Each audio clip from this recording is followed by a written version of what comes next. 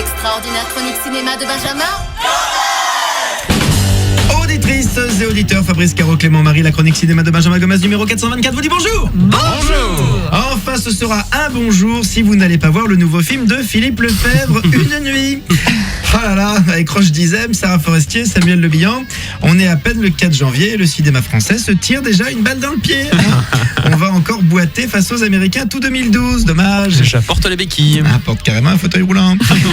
Alors que je vous raconte un peu ce film qui suit pendant une nuit. Le commandant Weiss de la mondaine, brigade chargée de veiller sur les nuits parisiennes. Quand ça commence, je me dis que l'ambiance nocturne, la tournée des bars glauques, des boîtes people et des clubs échangistes offre un cadre intéressant à une histoire. Et j'attends donc avec impatience l'introduction du film pour savoir quelle va être cette histoire. Au cours de laquelle, théoriquement, le héros devrait vivre une épreuve le faisant évoluer. C'est le principe du cinéma.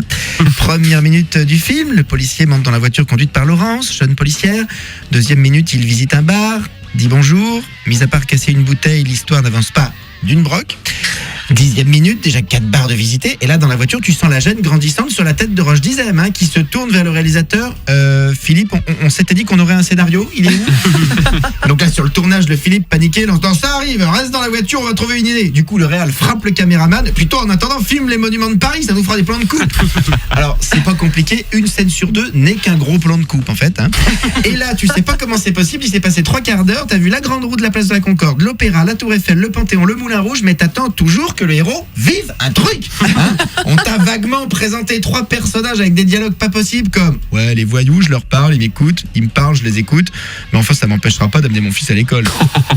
Je vous jure, c'est au mot près.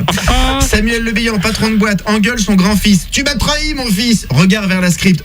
Ça va là, on voit bien l'émotion. Alors gêné, la femme répond non, mais c'est pas grave, on la voit dans aucune de tes scènes, c'est homogène.